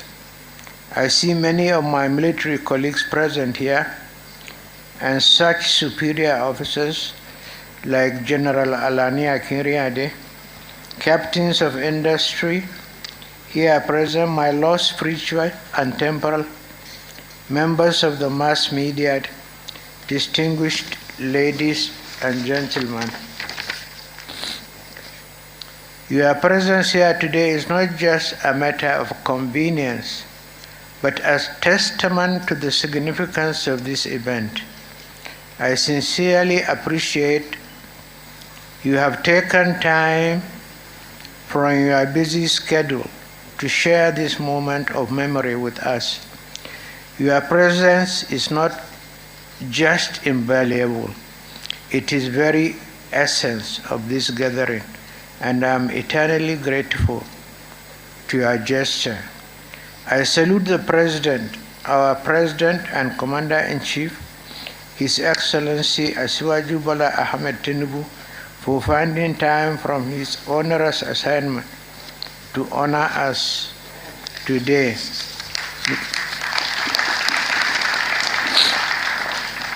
Mr. President, you are able to attend this event today means a lot to me personally.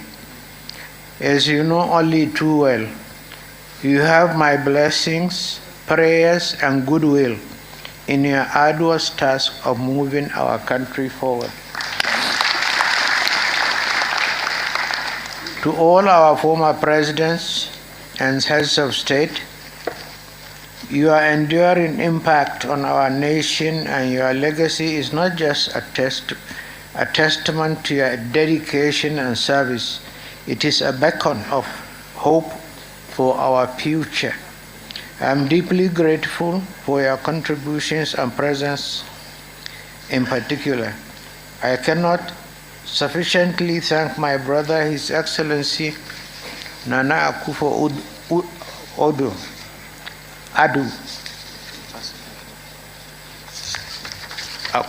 the immediate past president of the Republic of Ghana, for giving us the honor of delivering the keynote address.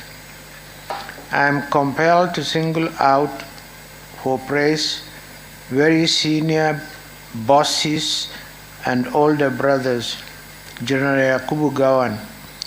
His incisive foreword to the book is admirable and moving. I'm grateful, sir. General Gawan and my other boss, General Olusegun Obasanjo, who gladly agreed to chair this event, have positively impacted my life. I am also immensely grateful to my other boss and mentor, General T.Y. Danjuma. I'm delighted that I could recall General Danjuma's leadership qualities in my book, both during the Civil War and as the Chief of Army Staff. It is fair to say that as Chief of Army Staff, T.Y. set a standard by which succeeding chiefs have been judged. My childhood friend and classmate at Bida, General Abdusalam Abubakar, Audu for short, who has always stood by me, belongs to special class, if only because he now readily admits I am his elder brother.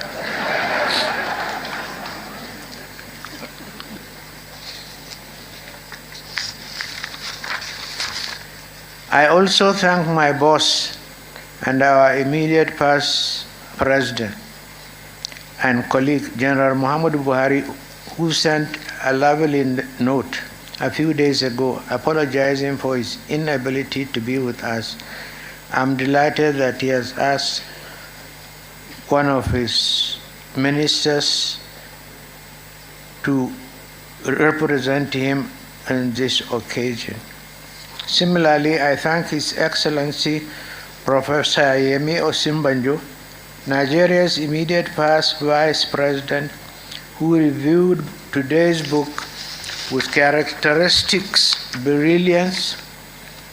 I shall remain forever grateful to all governors of our states, distinguished senators and members of the House of Representatives, past and present.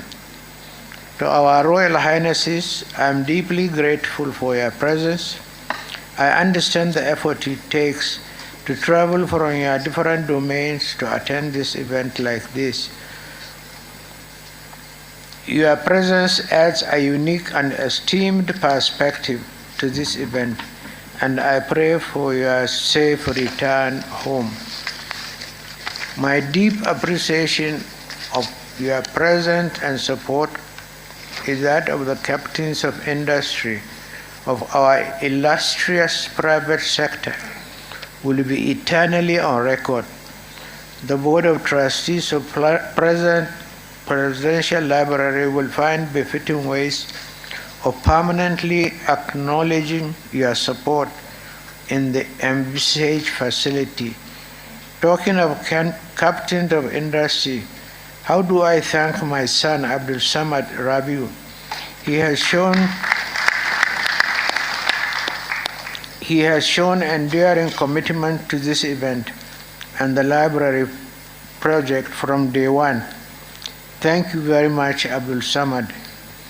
To the rest of this distinguished audience, drawn as I can see from different parts of the country, I thank you from the depth of my heart as representatives of our people, especially those who are unable to be here, some of whom have managed to reach out to me since the details of today's events were made public. I'm humbled by your presence and the interest you have shown in my memoirs and the library project. No matter our points of origin in the Nigerian encounter, we all share experience of a fascinating national journey. Ours is the story of a thrilling past, an engaging present, and a most promising future. Today's event reminds us that we are not just here to remember the past, but to actively shape the present and envision a bright future with hope, a future that each one of you, with your unique perspectives and contributions, will help to build. The first aspect of today's event is the public presentation which has been done. This memoir, a culmination of over 3 decades of reflection, significantly contributed to our understanding of our national history. Throughout the public presentation of this book, I believe I am paying a huge part of my debt to public.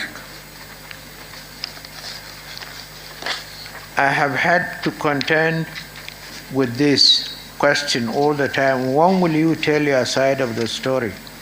Understandably, our period of service has somehow evoked, and rightly so, many questions and stories among our public. This book, which chronicles my experiences, decisions, and challenges during our national service, tries to answer some of these questions from my modest perspective. My colleagues in arms and I presided over significant change and turbulent reform.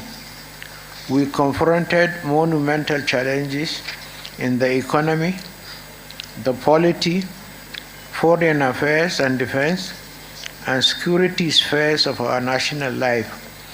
We surmounted obstacles, sought change from old ways, encountered unusual obstacles, and devised innovative solutions.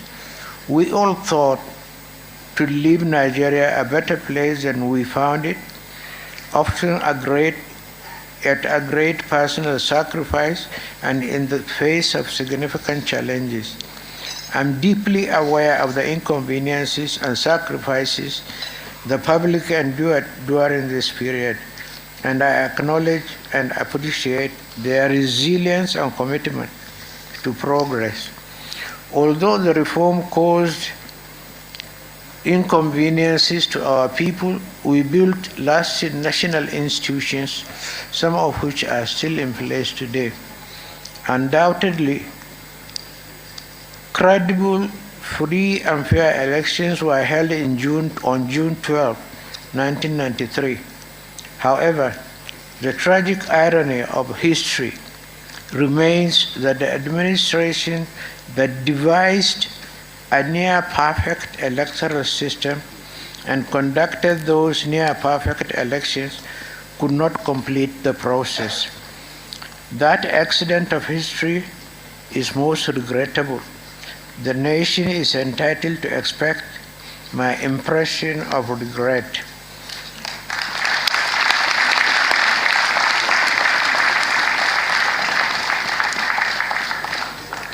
As the leader of the military administration, I accept full responsibility for all decisions taken under my watch.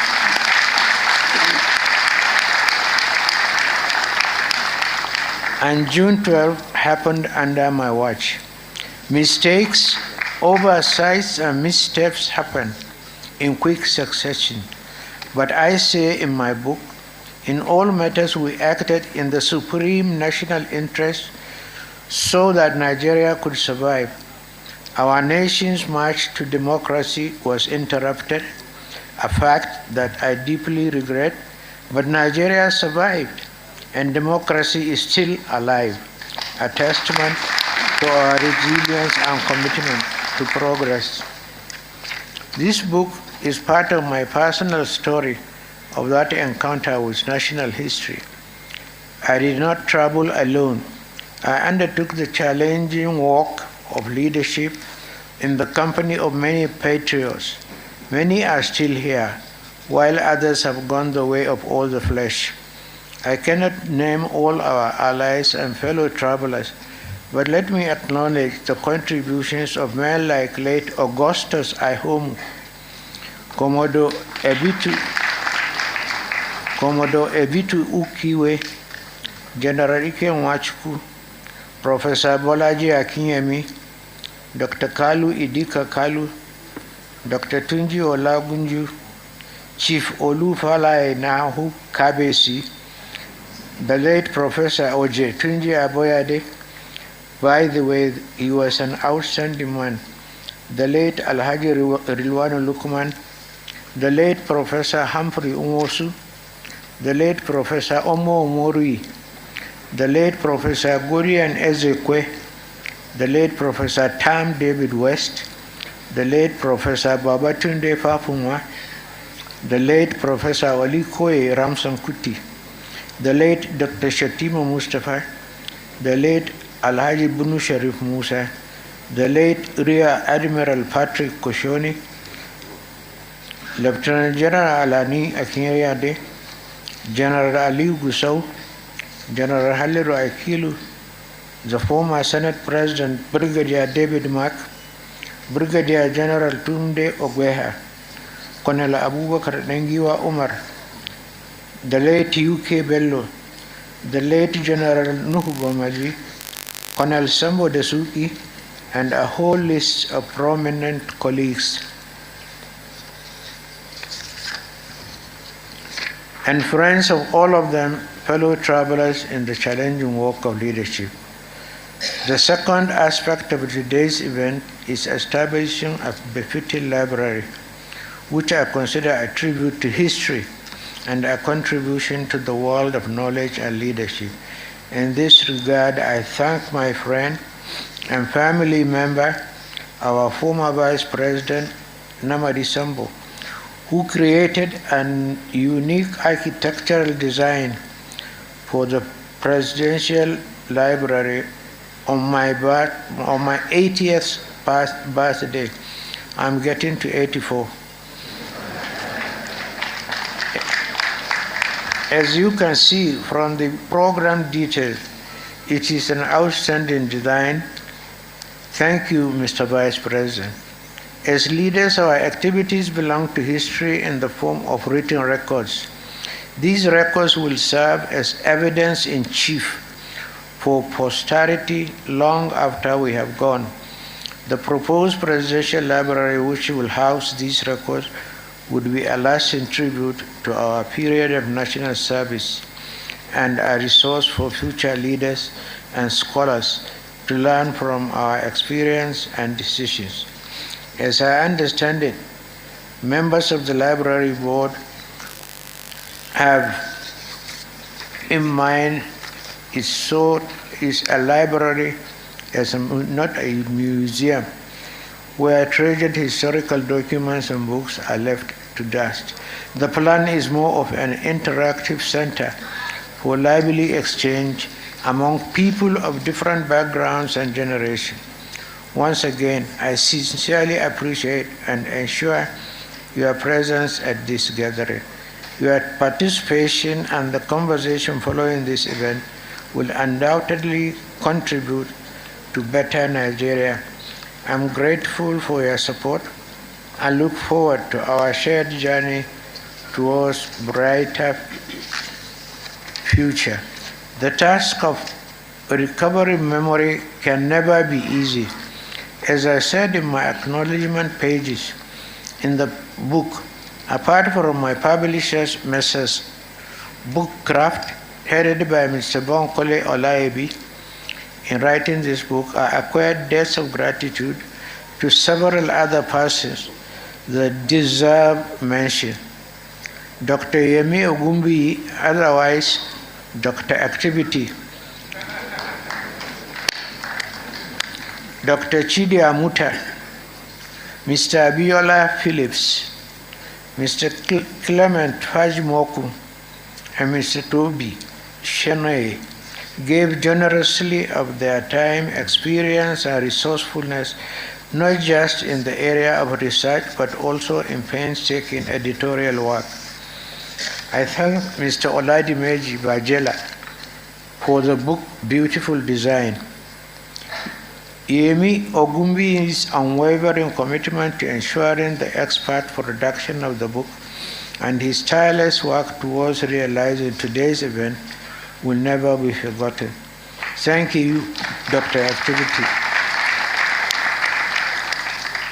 Yemi's effort and those of his colleagues were amply complemented by the commitment of other young friends and colleagues, such as Donald Duke, Rotimi Amechi, and Mr. Francis Ogoro, who made several trips to Mina for consultations in this project. My gratitude to these other friends who assisted in this program. Thinkers and persons of knowledge as possible, especially business, finance, and economics. I naturally started my consultation with those I had met practical contact with within the years. In this regard, I reached out to Professor Gabriel Olusanya. He impressed me greatly during my tenure at the National Institute of Policy and Strategic Studies. Through him, I expanded the contact of reputable Nigerians to consult on how best to design an appropriate economic reform agenda. In this regard, I contacted Professor Ojetunji Aboyare, Professor Ikena Nzimiro, Chief Michael Omolaele, Professor Akimabo Gunje, and Dr. Chu Okongu. We could rely on the technocratic expertise and vast bureaucratic experience of men like Olufalaye. Through Ike Nwachukwu, we had been since the military, when he was a military governor of Imo State. I engaged and incorporated Dr. Kalu Idika Kalu, who had done impressive work on the state's economy. Before that, he had worked at the World Bank and served as the Asian desk, where he garnered extensive knowledge on what became the Asian Tigers. In particular, his creative approach to rescuing the economy of Imo State made it possible and positive impression on me. Under the famed Imo formula, he excited me and I brought him to the federal level to help us with the economics of spending only what you have. Such prudent management and economic realism was what, in my view, our desperate economic situation required. What I found exciting about working with these outstanding intellectuals, men of ideas and experience, was that they were a community of ideas.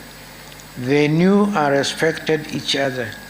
With each one you consulted and brought about on board, he had a string of other colleagues with similar experience to bring along. in little or no time, we had a virtual faculty of people with extensive ideas, vast experience, and diverse background. We interacted through series of dialogues and consultations in very enlightening sessions. We became more like a community of friends and colleagues, but we were united by our shared commitment to making Nigeria self-sufficient and workable. We had endless brainstorming sessions on different aspects of national life, especially the economy. I found brainstorming sessions very enlightening and refreshing. People brought their vast experiences to bear in the problems that face us then.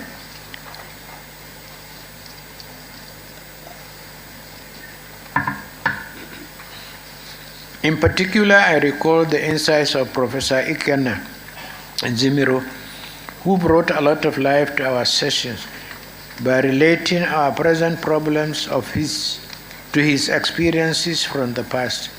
He would, for instance, ask me jovially, "Mr. President, how old are you?" And I told him one day that I was born in 1941. So he looked at me and laughed and said, "I was an activist in the Zikist National Vanguard when you were born." So, Mr. President and the Asuwaju of the universe and my elder brother, I want to thank you and thank all my other colleagues for having the time to be here with us. I really appreciate you, Mr. President. Thank you so much.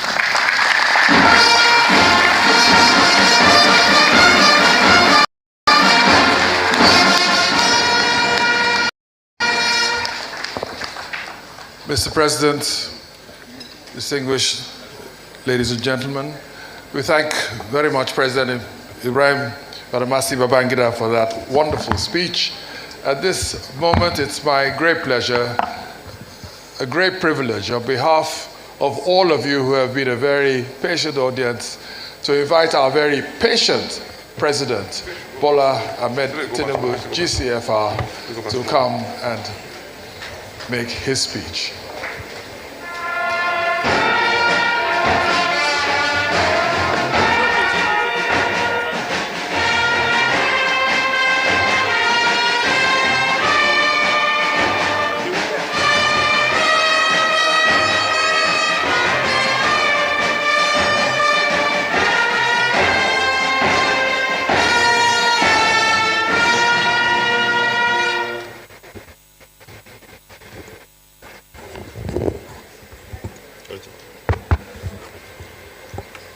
Thank you very much. Please have your seats.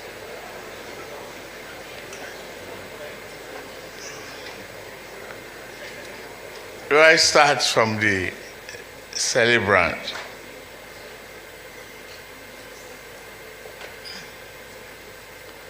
I listened to your remarks, your recollection of history,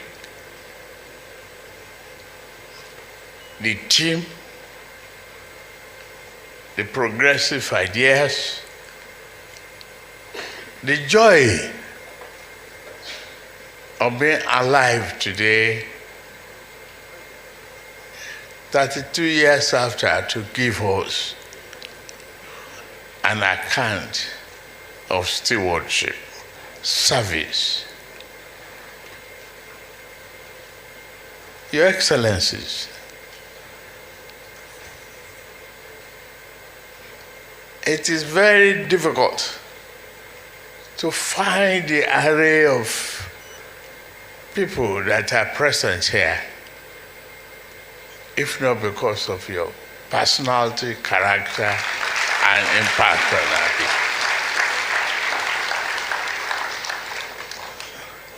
people. Nana Akufo-Addo, thank you for that keynote remarks and your contribution and ECOWAS commitment to African sovereignty, to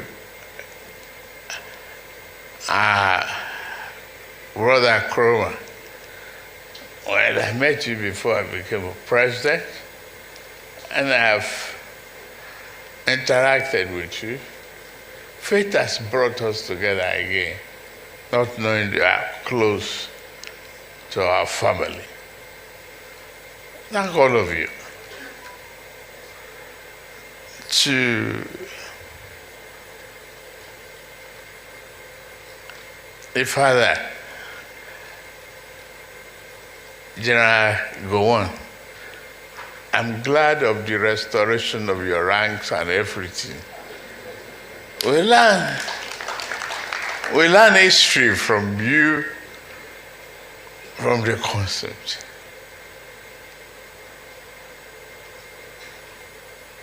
Thank you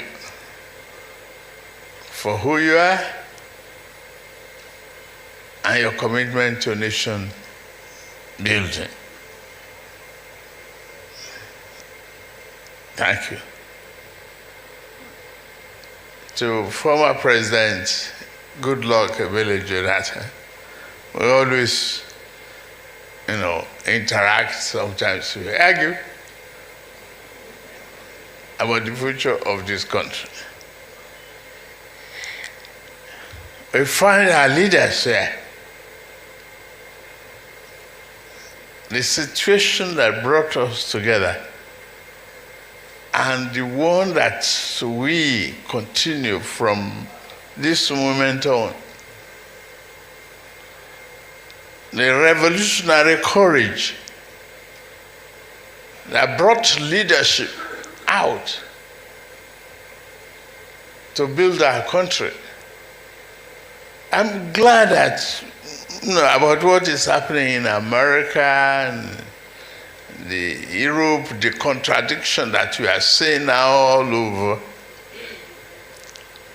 What is it telling us? It's telling us to wake up, to make Africa a better place, particularly this country, Nigeria. I've seen so much of responsibility and the need to take some decisions on behalf of this country. I want to thank all of you for your mandate, your patience, your perseverance. Whatever might have happened, the hallmark of the truth from our dear leader, father, uncle, General Ibrahim Babangida. Without you, people like me, I won't be in politics.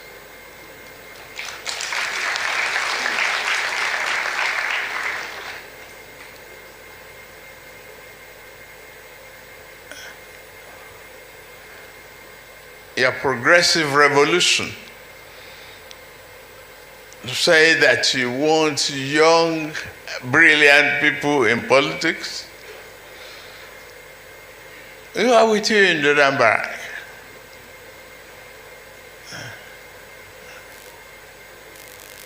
You inspired some of us.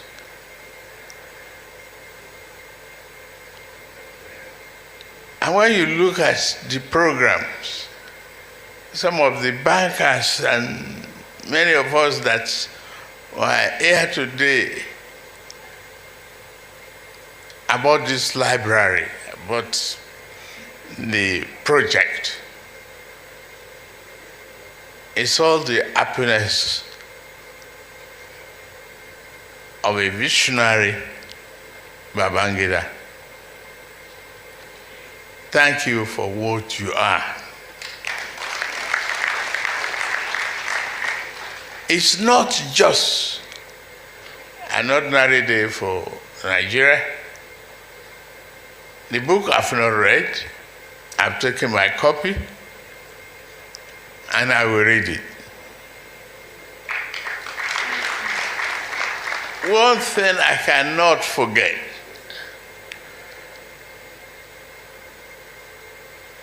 You were in office. You recalled we were elected. You kept on postponing the inauguration. You summoned us to Abuja. And when we became rancorous, you summoned us to the International Conference Center. I was not expecting to make any comment. I was just listening in my own radical manner that this man will not inaugurate us again. But before we returned to the hotel, the hotel was locked. No key. But when I was summoned by Daily Cole to make a remark, I confronted you. That you had an opportunity to make history that day, and you failed to do it. Why not inaugurate us? Why are you calling us back and postponing the inauguration day? They thought I will end up in jail. You came out right at the end of the remark. You shook me. I can't forget that picture. You said, you are courageous. That's an inspiration that is so impactful in my own life, just for what you are. A few hours to set a day like this, I put it together. For you, you deserve it.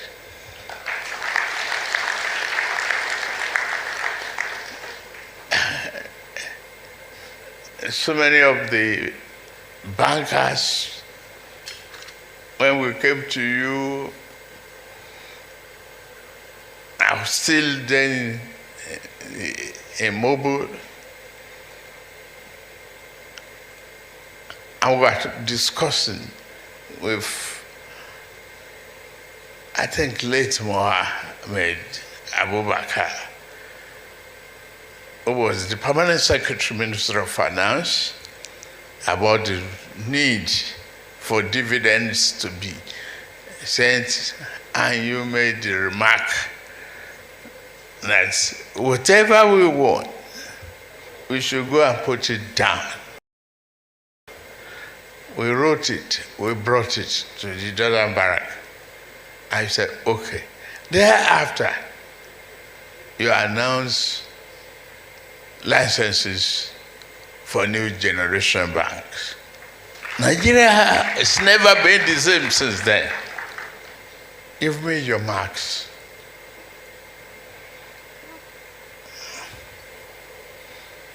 I'm glad of the revelation on the June 12th. In general, we just come here to pray for you, and listen to you carefully. I'm not here to read this speech. I'm here to pay homage.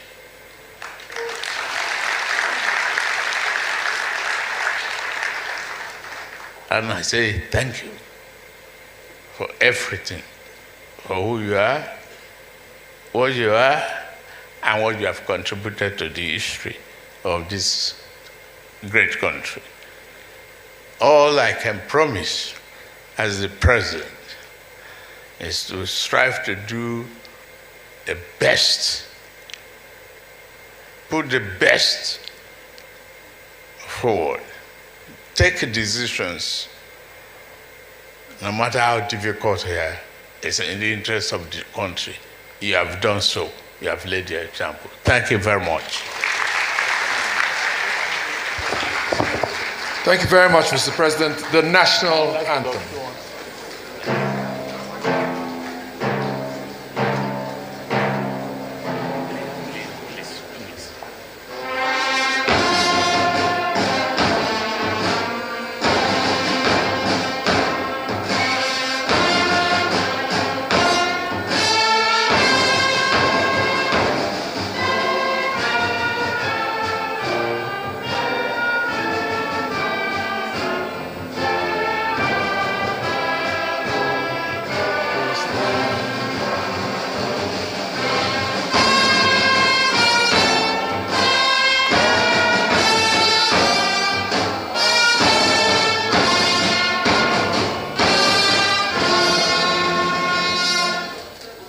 Mr. President, Your Excellencies, distinguished ladies and gentlemen, may I ask you to remain standing while Mr. President prepares and leaves. And the President's team says he has to leave. Please restrict yourself from coming to the front. And you have been watching Newsday here on Arise News. Several leaders, past and present, in the country and beyond have been in attendance for the launch of former military President Ibrahim Babangida's autobiography and the Presidential Library launch in Abuja. Now, this long-awaited autobiography titled